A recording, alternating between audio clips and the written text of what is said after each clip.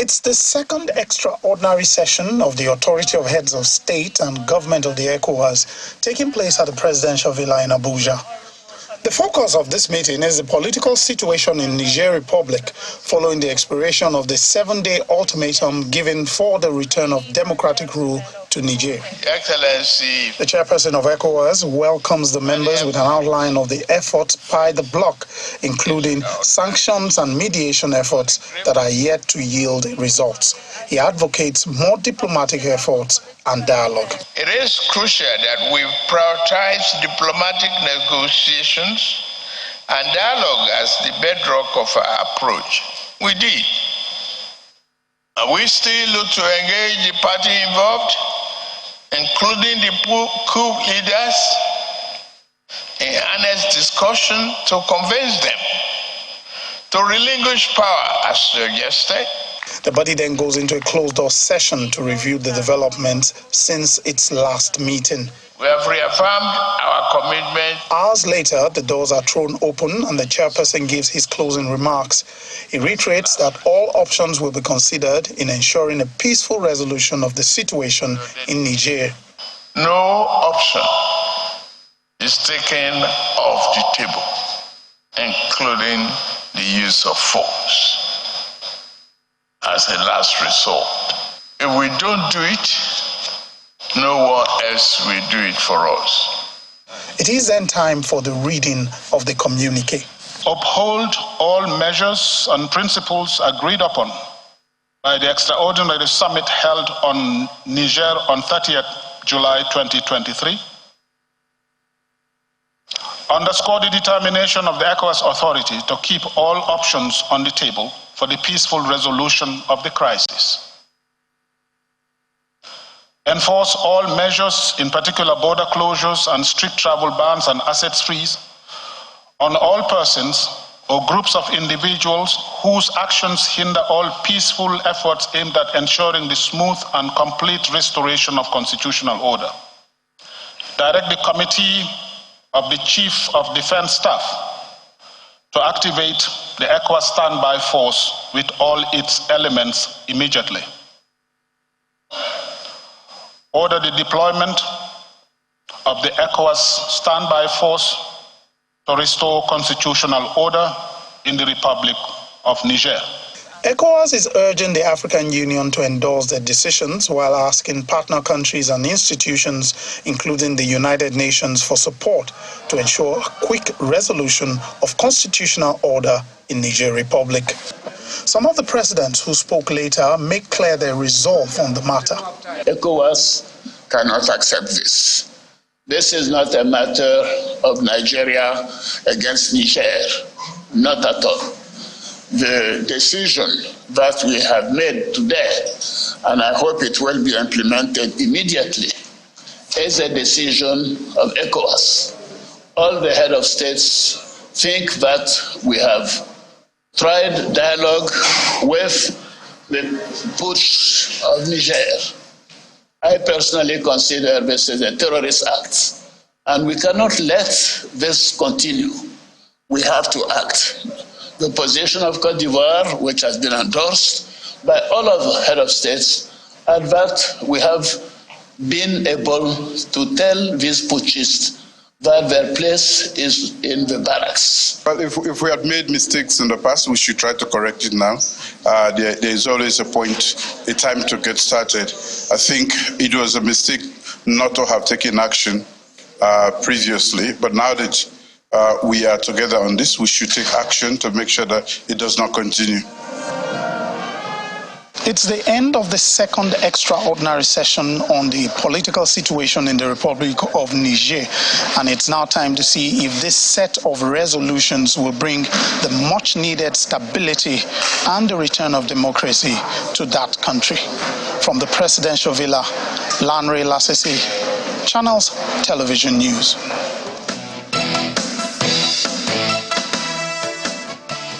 Welcome back. Well, yes, that is what we'll be talking about this morning. And we do have Ambassador Abdel Fattah Musa, who is the ECOWAS Commissioner for Political Affairs, Peace and Security. So all of that falls on his purview. Good morning. Thank you for coming on today. Good morning. Well, what a time that we're in ECOWAS, in West Africa, and Africa by extension. But when that report, after that meeting, when the communique was read, several persons, diplomats who we spoke to, were a little confused. They didn't understand what decision ECOWAS had taken. So when they heard activate standby force, they thought, whoa, are we going to, they're going to attack right away? And then in one breath, they had all options still on the table. And then we hear the president of Cote d'Ivoire say, in fact, this is a terrorist act. Then Sierra Leone, it's a mistake we made in the past. So, wow, we even thought that the president of Nigeria's stance was hard, but those other presidents, it's a lot harder than many people thought. So could you talk to us about where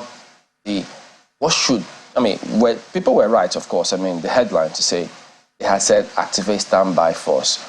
So right now, what should be the key message for lots of people who may still be confused as to what direction ECOWAS is taking on this matter? No, thank you. Thank you very much for having me. You know what? In conflict resolution, ECOWAS has an array of tools, right? Right from mediation all the way to enforcement, military action. Okay, and all these options, as President Tinubu of the Federal Republic of Nigeria said, are on the table. And what you are saying is right. Many of the heads of state were enraged by the intransigence of the military, CNSP, the Junta, in Niger, rebuffing, two high-level missions deployed to the country by the authority. That was the diplomatic channel. And they wouldn't even listen to them, right? And if you remember, the chiefs of defense staff of ECOWAS have been planning the military option as the last resort if diplomacy fails. So what was decided yesterday should not confuse anybody at all. What the heads of state are saying is that there is still time for the junta in Niger to pull back from the brink. They should restore constitutional order immediately. They should release President Bazoum and others. And that failing, and already the ultimatum is gone. Right? So any moment now, there will be a D-Day, there will be an H-hour, there will be an M-minute when the regional forces will converge on Niamey. This is the decision. So from yesterday, the military is already planning to deploy from all over the region towards Niamey. And in terms of, what do you say, a strategic ambiguity, of course, we are not going to disclose when the military is going to strike. Okay, because in the first instance as well, that deadline, the timing, it also came to several people as a shock and surprise. They thought, wait a minute, 1 week? Because we're not talking about a minute or very small detail. You're talking about potential to go to war, and then we give a 1 week deadline. How did ECOWAS arrive at just 1 week deadline? Wasn't that too short? No, it wasn't too short at all. Listen, over the last 3 years, there have been 7 coups in the region. 4 member states are today under military rule, out of the 15 members of ECOWAS, right? Which domino is going to fall next? There was inaction. There wasn't enough action to stop the coups before. Whether you're talking about Mali, you're talking about Burkina Faso or Guinea, right? So the heads of state have decided to draw the line in the sand with Niger. That we are no longer going to tolerate any military intervention in politics. The military role in politics, and we are not going to spend all our time talking with the military anymore, and that any country that falls under military rule today is going to be liberated with constitutional order restored. The Ecowas region had made so much progress until 3 years ago. There was no country with a military rule. All the countries were ruled by democratically elected presidents. So now there is already a contagion of coups, in the region, and the decision is that this must end, and it must end with Niger. And that was the decision. So the people were used to always haggling, with the military, and and what the heads of state are saying is that how long are we going to continue to tolerate this? Okay, these soldiers are saying that they intervene because of insecurity, but the military is the first port of call when it comes to fighting insecurity. So if they have failed in their primary responsibility, and then they are putting the blame on the civilian rulers, this cannot, be acceptable. So that is a false argument. And so the Ecowas heads of state have said, yes, we are going in. And like you said, this is not Nigeria versus Niger. This is a regional matter. And like you noted, almost all the heads of state, in fact, all of them, were very determined to make sure that they will stop, this adventure, in Niger. And they are really, people have come with commitments and other things to the summit.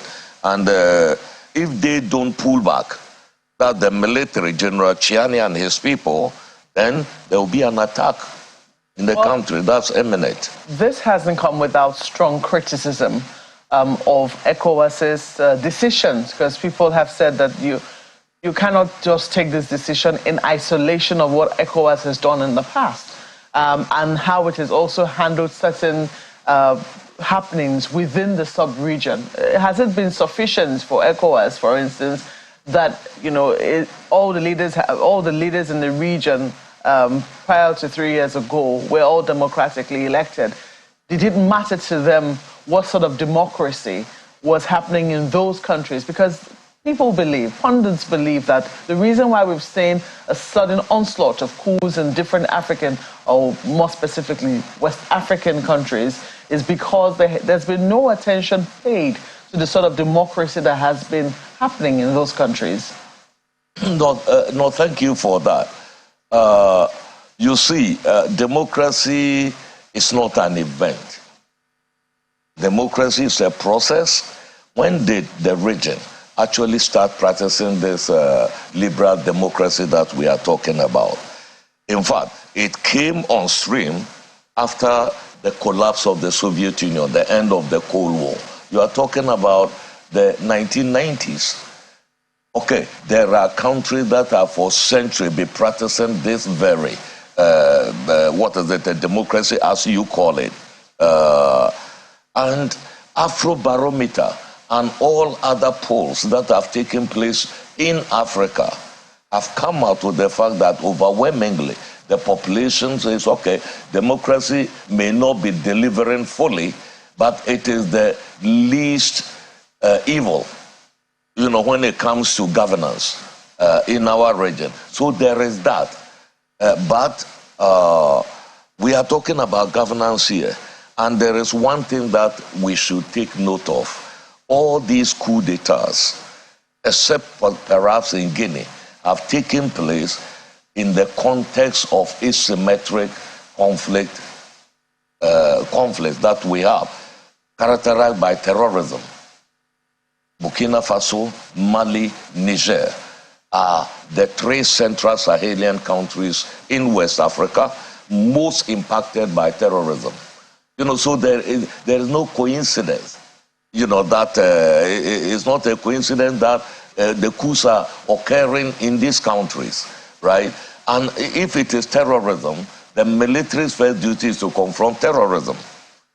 That is the question. So it is not a question of democracy or a question of governance. We know there are governance deficits in the region. There are.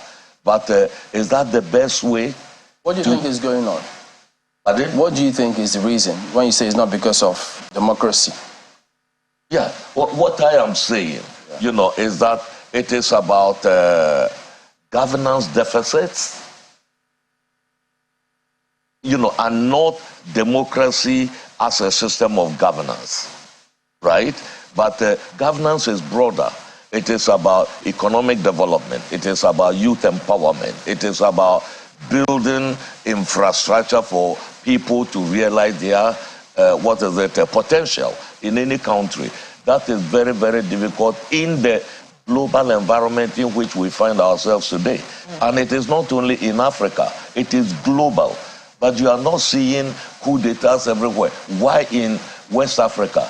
Are we saying that West Africa is the worst region in Africa? There are all the others face the same issue, whether in the post-COVID, what is happening in Ukraine today, and the whole downturn in the global economic fortunes. So why should West Africa be different, from the others? That is the question. So you cannot blame these challenges are the cause of the pandemic of coup d'etats. I'm just wondering whether you've seen, prominent human rights lawyer, Mr. Femi Falana, very prominent Nigerian. I think I should qualify him. Nigerian human rights lawyer, Mr. Femi Falana. He's also, put up some very strong cases with the Ecowas court. I mean, he released a statement yesterday talking about how, the Ecowas needs to pay more attention to what is happening in Ecowas states. While it is good that they are, standing very strong and speaking up very strongly against the coup in Niger, he thinks that there is so much more that needs to be done. He thinks that Ecowas leaders, for instance, need to set term limits because we've seen how a number of them have gone on to change the constitution of their countries to increase the term limits that they serve as leaders. He also thinks that there should be respect for decisions reached at the ECOWAS courts, in addition to a number of other conditions which he gives. I don't know if you've taken a look at his statement and what you make of it. Yes, Femi Falana is a very respected human rights lawyer in West Africa. He's a great friend of mine. I know him very well, and I associate with his thinking, that the supplementary protocol on democracy and good governance, that is the key protocol that guides governance within the ECOWAS region. The Article 2 declares zero tolerance for power obtained or maintained by unconstitutional means. When you say power maintained, it is usually by democratically elected presidents who tweak their constitution or instrumentalize, weaponize the judiciary to eliminate opponents and others just for the purpose of power elongation. We saw a clear example of that in Guinea, which eventually sparked the coup d'etat there. So Femi Falana is very right when it comes to that, and this is where ECOWAS is already repositioning itself. If you remember, there was debate as to whether President Macky Sall of Senegal was going to go for a third term, in February next year. People do not know that ECOWAS does a lot of back-channel diplomacy. People do not know how much pressure was exerted on Macky Sall, to make sure that he calmed the environment, that he brought down tensions by declaring his intention not to run for a third term. And that is a very positive move by a sitting president. It wasn't in the past. That's why I'm saying ECOWAS is resetting the button. The button now. That is very, very important. And unfortunately, the ECOWAS Community Court, there are no enforcement mechanisms, Right? That is one thing, and I think that is a journey that we are embarking, on. The thing is that how do we make the Community Court of Justice, their decisions mandatory on member states? That is a process that is ongoing. Finally, I would want to assure you that we are also reviewing the supplementary protocol on democracy and good governance in order to tighten, that aspect of constitutional reviews aimed at power elongation. So that is in process, right now. So Ecowas is taking a lot of corrective measures. That is why when people say in the past, Ecowas did why now? The thing is that the fact that there were mistakes in the past that not justify silence in the face of, such disruptions of the democratic process in the region today.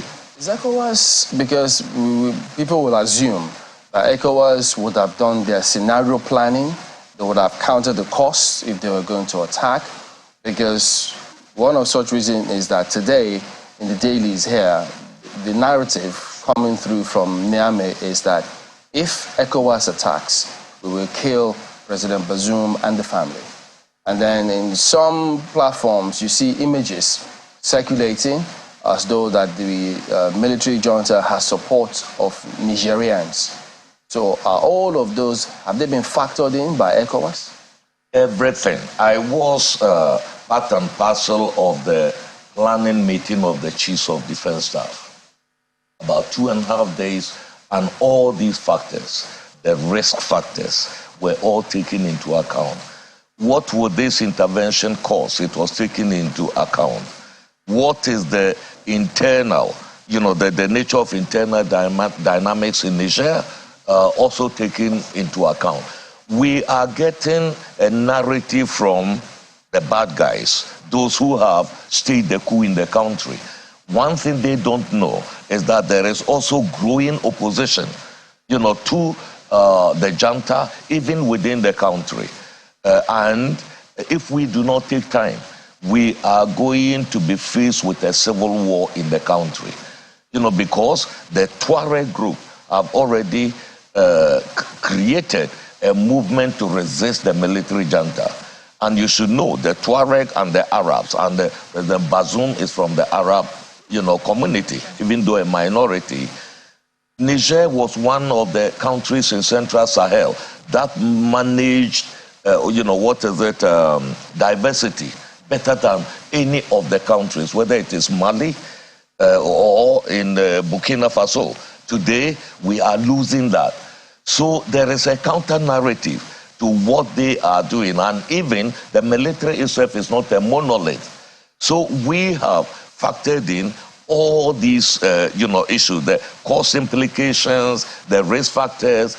They say, look, they are going to kill, President Bazoum if ECOWAS strikes.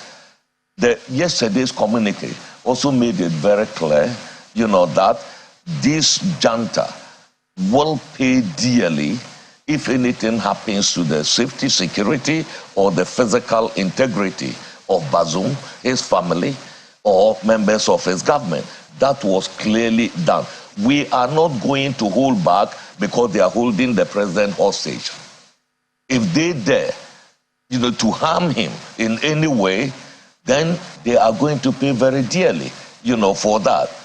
So this is a tactic to use it to say that, okay, we are holding a hostage. If you come in, we are going. We are going there, if need be, to rescue President Bazoum, who is living in very terrible conditions today. He's being denied medical attention. He's being denied even access to his usual, food. His son, who is also in detention, has lost so many kilos already, not well, and they are being held in this inhumane condition.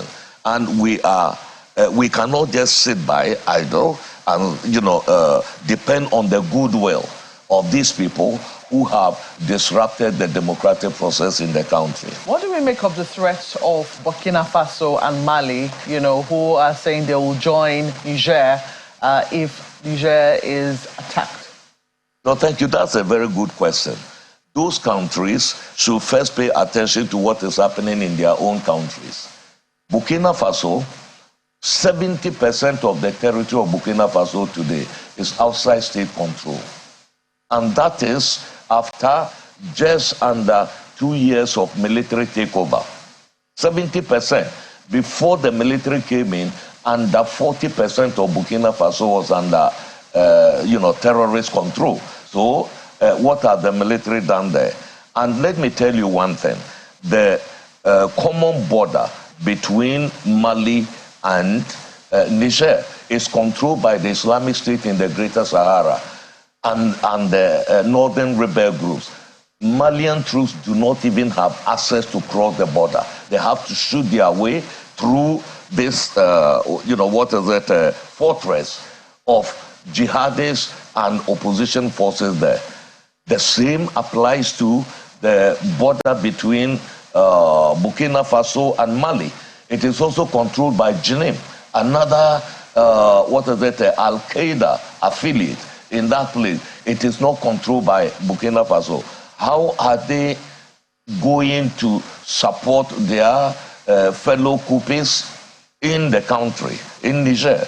It's open to question by everybody, except they go by air, and Ecowas is prepared. In the planning, all this was also taken into account, and Ecowas is ready to take on all comers. What about if the need arises? What about the Wagner Group? Yes. Listen, we are talking about private military companies. The private military companies have been a feature of the African conflict scene for years. Private military companies were involved in Sierra Leone. They were involved in Liberia during those civil wars long ago.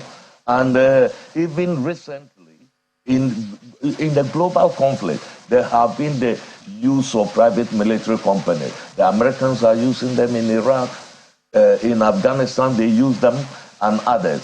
What we are saying is that these groups are not acceptable in Africa, even though they are there.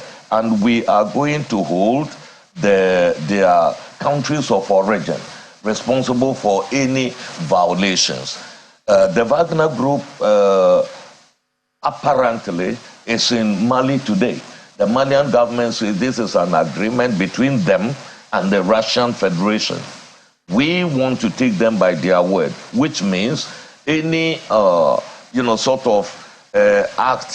action, that infringes on human rights or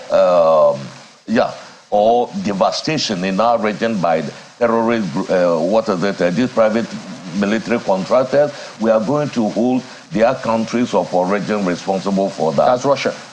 That's Russia. Yes, responsible diplomatically and, everything. Today, we have, the West Africa region, it is just not Russia, right? Today, multilateralism is dying. There is the issue of multipolarity. It is just not the Russians. The Western forces are there today in Niger, right? They are there. Whether it is the American, the French, the EU, training missions, they are all in Niger today. We have got the Middle Eastern countries also in the region. When they are talking about Turkey, United Arab Emirates, the Saudis, they are also in the region. And then the Russians and then the Chinese. What we are saying is that we are not going to allow West Africa to be an arena of proxy wars again. And that is our attitude to Wagner. It is not our option. It is not, we do not want private military companies interfering in the conflict environment in the region because we know the consequences of their, actions. And we are taking, making moves, to make sure that we stop that. So people are saying, probably Wagner is already involved in Niger. No. They are not. They were not involved in the coup, but there is the possibility that they could take advantage of what is happening to try to help these coup countries like they are doing in Mali, if that is the case. But Ecowas position is very clear on it. We subscribe to the African Union, Convention against mercenaries in Africa. And that is it. And then there are penalties to pay if they continue on that path in our sub-region. All right, we'll talk more about this when we return in just a moment. Stay on with us.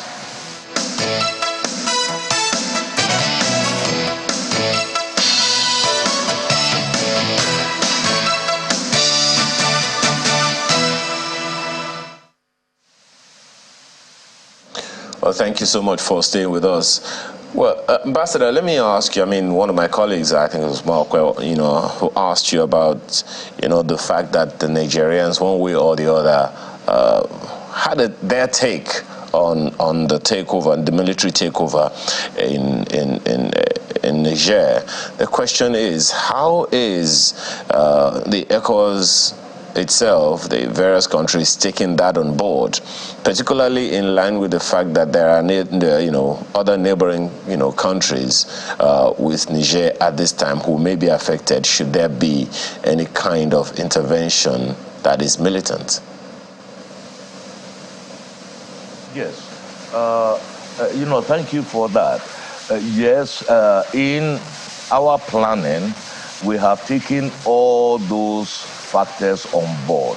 If you remember, Ambassador Wagner Kingibe was actually sent to countries like Algeria and Libya, which itself is in turmoil anyway, to try to explain the Ecowas position on Niger. We have also been engaging. Yesterday's summit, we had the president of Burundi also taking part. He is currently the chair of the African Union Peace and Security Council. And then we also had Mauritania. Also, the president, Ghazouani, was also invited to the summit yesterday. And all of them, particularly President Ghazouani, understood the position of ECOWAS and declared his full support for the exercise. So ECOWAS is also reaching out to partners, to regional, forces and all that. When it comes to Niger itself, look, we can mobilize people into the street with incentives and other things. And today, the Junta controls the political space when it comes to Niamey and other places. And don't forget, Niger is far bigger territorially than Nigeria. A very huge expanse, desert and then others. And it is the country with the least urbanization. People are scattered all over the light territory of Niger and all that. But within the political circle, we should also understand that all the opposition figures in the country, the political figures, including Hama Amadou, including Mahaman Usman, who came second in the last elections in the country, they all condemned the coup, but stopped short of supporting the ECOWAS plans to intervene. They even called for ECOWAS to lift the sanctions against them because ordinary people were suffering. But you see, we have to understand that you cannot make an omelette without breaking eggs. There will be consequences for of any military intervention.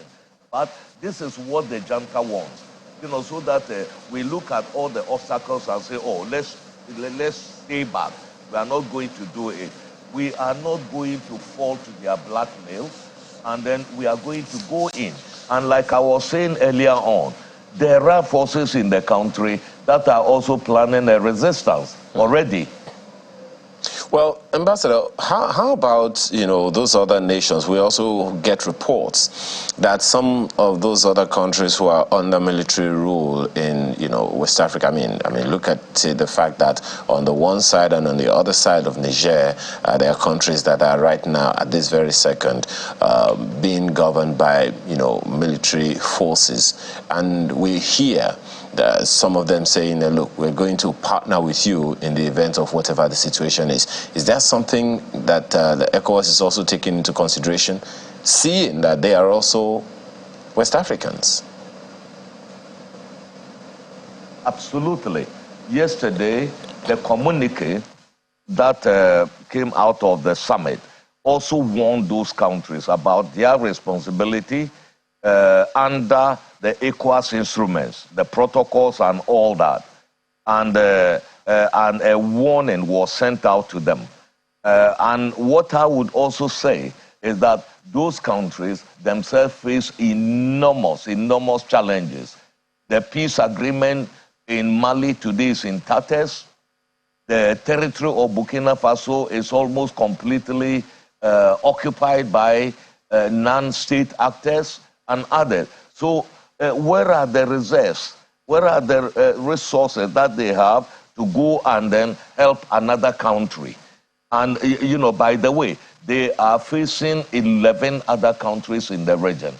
You know, that is something that must be drummed, you know, into them, you know, that ECOWAS has taken all this into account, and we are not going to, we're going to call their bluff.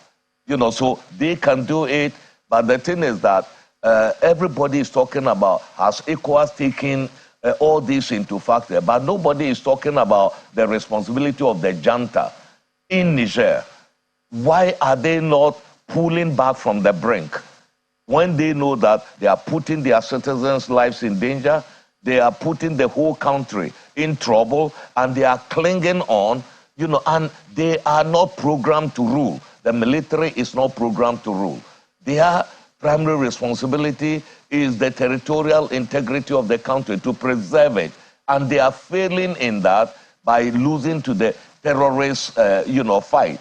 And, you know, incidentally, like I said before, Niger is rather the more successful country among the Central Sahelian countries.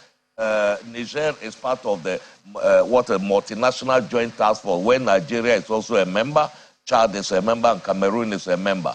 They are also a member of the G5 Sahel, you know, joint force. And they are the better performing member states when it comes to Central Sahel, or what we call the Litako Gourma, you know, bloc of the three countries, Mali, Burkina Faso, and Niger.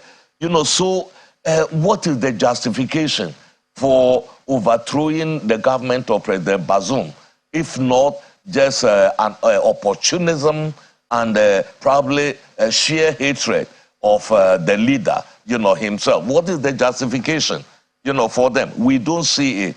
So those calling on ECOWAS to show restraint should also be talking to the junta, and that's what we've been trying to tell them. They shouldn't put their citizens' lives and livelihoods at risk by clinging on to power. They should restore constitutional order without delay. Ambassador Musa, that could be debatable, maybe because of the language barrier, or perhaps we haven't paid close attention to the matters in Niger enough ourselves. My colleague Markwe has asked repeatedly what the people of Niger themselves think about this coup. Are they in support of the coup? Are they in support of the military junta?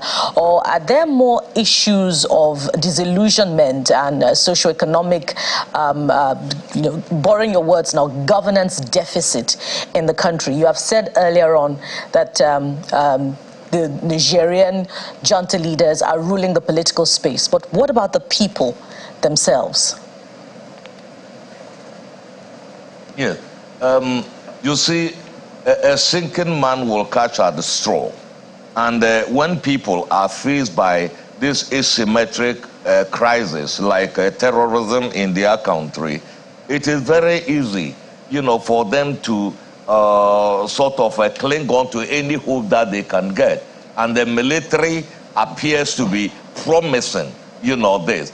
But it is the failure of the military that there is this insecurity in the country. And like I said before, when you are talking about the governance deficit, the governance deficits are impact not only West Africa, it impacts the whole continent, it impacts globally. In fact, when you are talking about governance deficit today, global leadership is lacking globally. And if that is a reason for people to take over, the military to take over, then we'll have coup d'etats everywhere. I understand the people, but let me tell you, our own analysis is that people are being mobilized, people are being instrumentalized in order to show support for this regime. And those people who have lived under military regime know that these same people will be the ones complaining against this regime when the honeymoon is over. In a few months again, their own populations will be the victim. At least under democracy, there are basic rights that the citizens have.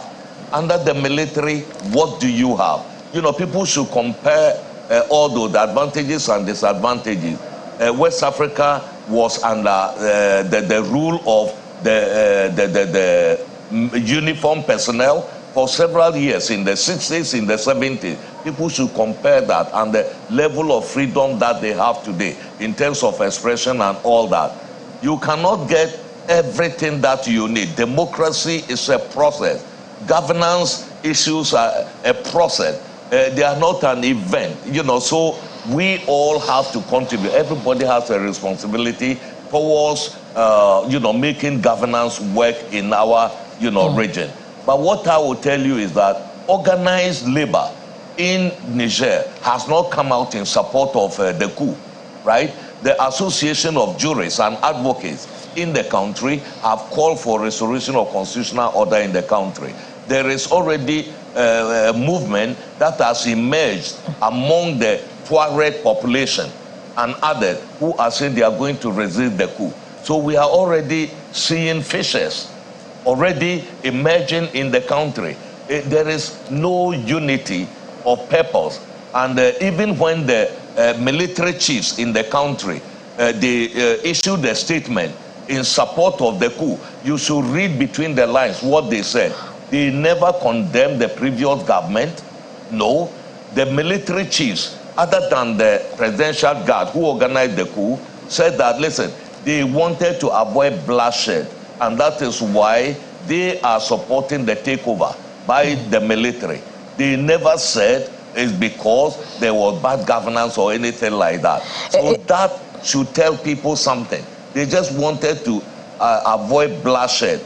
And I can assure you, if there is a military intervention there, you will see among the military itself, people turning against the junta within the country. So that facade of unity of the people supporting, you know, the military junta in the country, we don't buy it. And we have analyzed that, and we are doing it. We have already activated the crisis, a mechanism within Ecowas, and we do analysis, horizon scanning, everything, every day, and we know what is happening in the region and within the country itself about people's, you know, what a perception of what has happened. It's good to get, so all that is being taken into account. Yeah, it's good to get a deeper sense of, you know, the immediate reactions of civil society to the coup in Niger, even though there'll be need to probe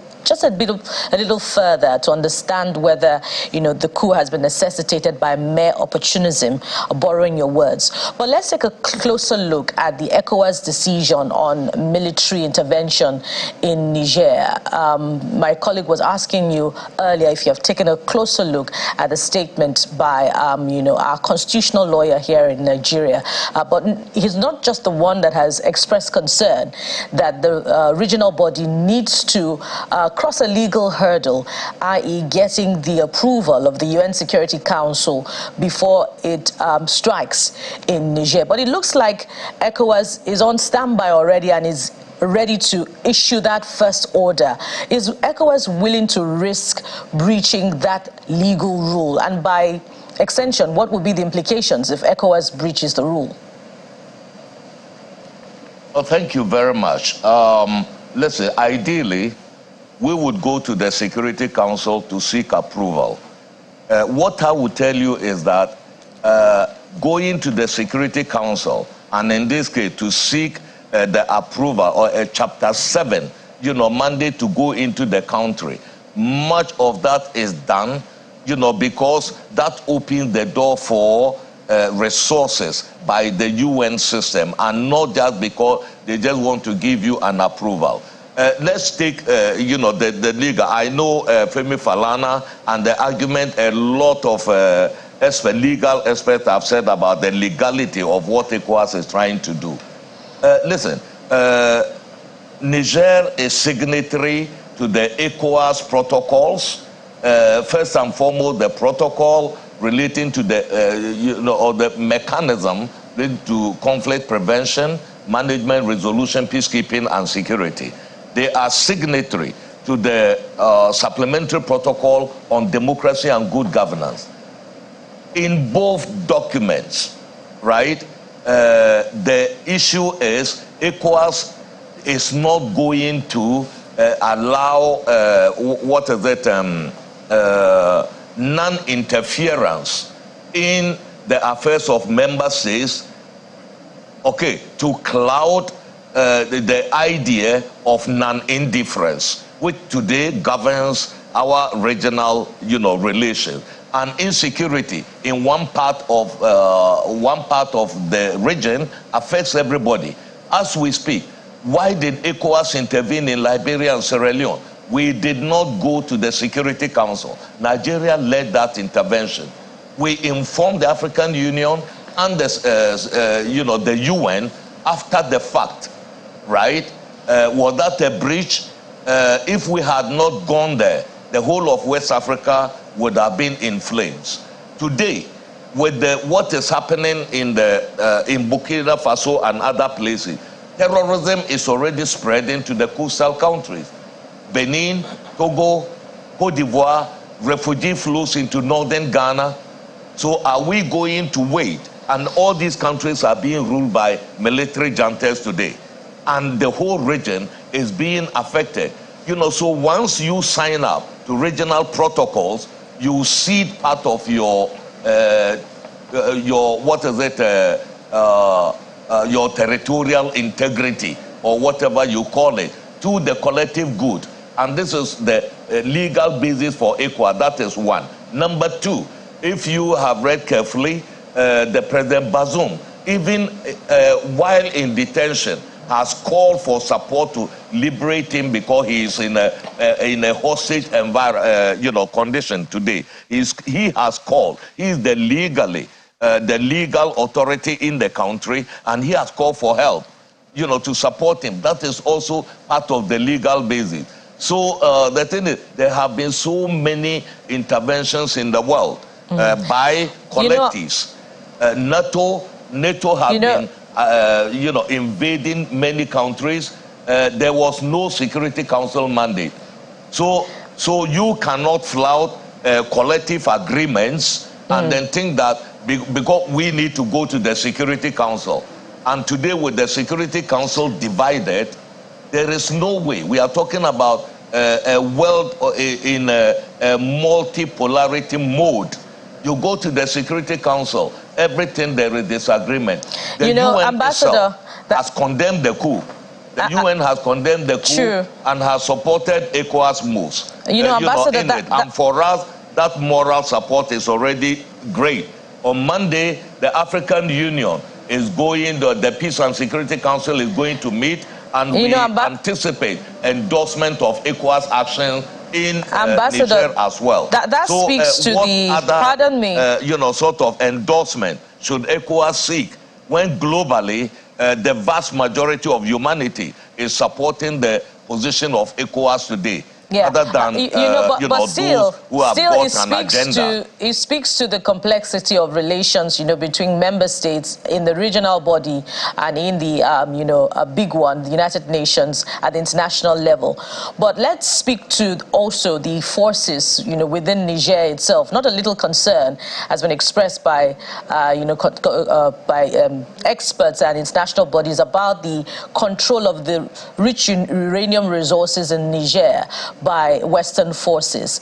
And, you know, the question is, can, you know, the West African countries themselves, at the heart of this decision to intervene militarily, can they match up to what's being offered by the Western forces in Niger? Because they themselves are beholden to these Western forces, i.e. Russia and China, in one way or the other, either through military aid or some other loans and investments, you know, and the like. So can they match up to the interests, the Western forces in control of the resources in Niger, or even prevail on them, you know, to stem the tide of this coup by these junta leaders? Okay, regarding uranium that you just mentioned, I think there is a lot of misinformation regarding it. It is true, France, which controls much of the uranium in the country, depends on nuclear power for 70% of its power generation in the country.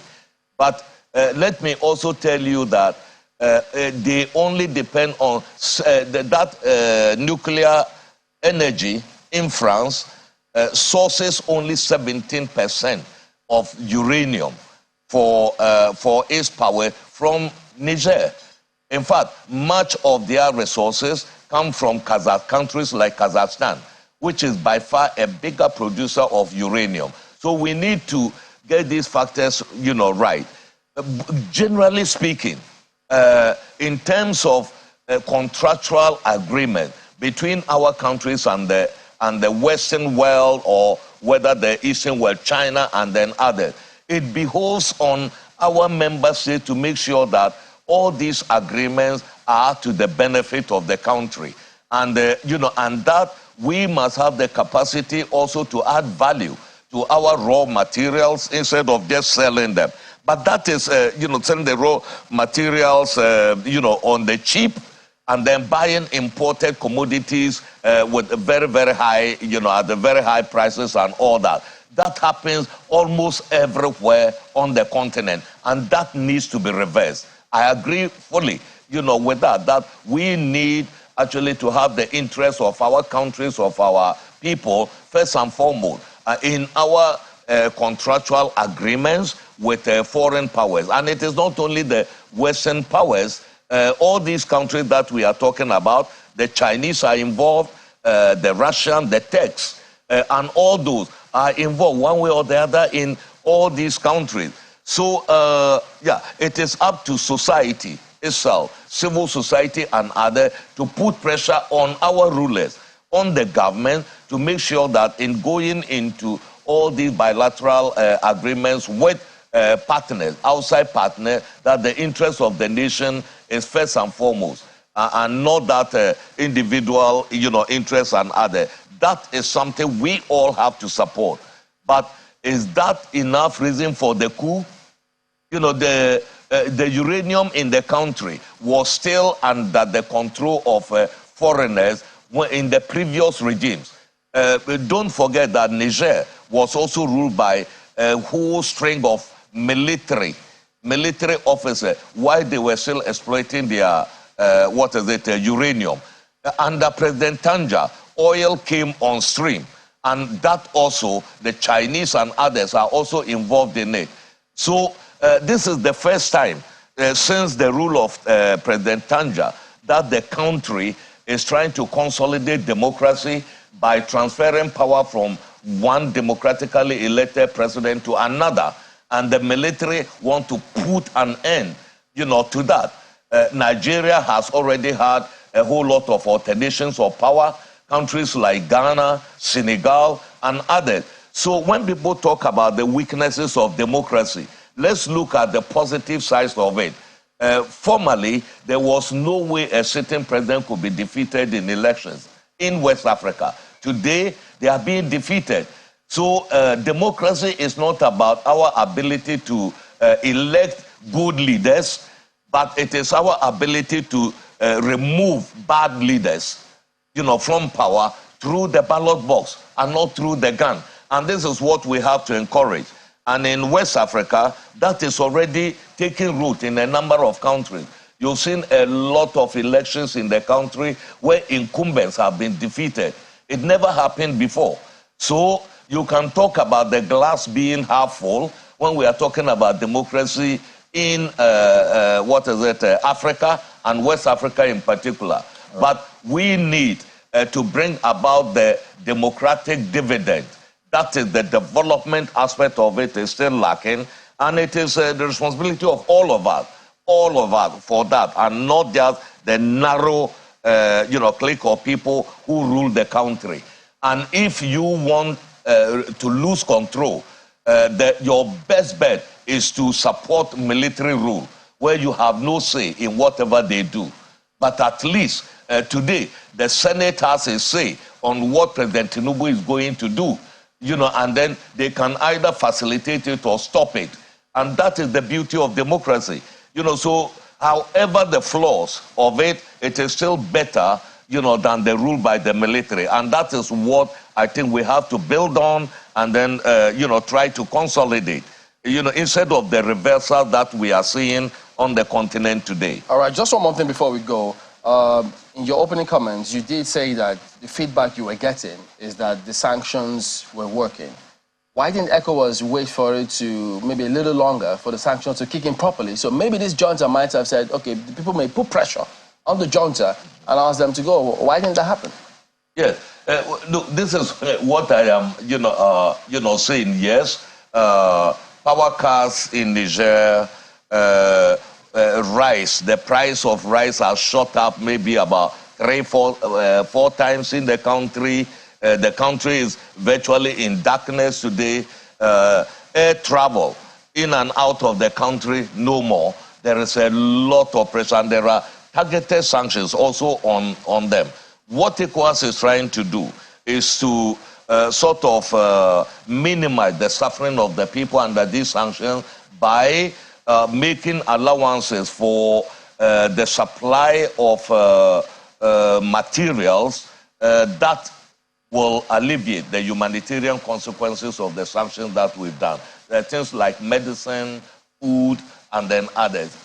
But these military people can live through the, sanctions because they are not suffering from the, sanctions directly in terms of everyday living, because they have got access, right, to, resources. Today, they themselves cannot source funding from the whether BCAO banks, that is the UEMOA banks in the country.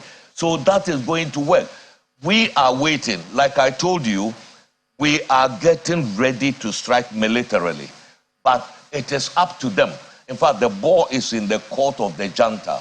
They have to pull back, and then we can put an end to all this.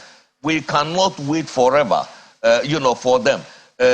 Guinea, Mali, Burkina Faso are currently under sanctions. They are under sanctions, but the military have been there, some of them for the past 2 years. So they do not care about the suffering of the people. And Ecowas is also not going to wait forever for sanctions to have an impact. If they have the interest of their people at heart, this is the time to pull back from the brink. All right, Ambassador Abdul Fattah Musa, ECOWAS Commissioner for Political Affairs, Peace and Security, thank you very much indeed for your time here today. Thank you. It's a pleasure for having me. All right, we will be back in just a moment. Stay on with us.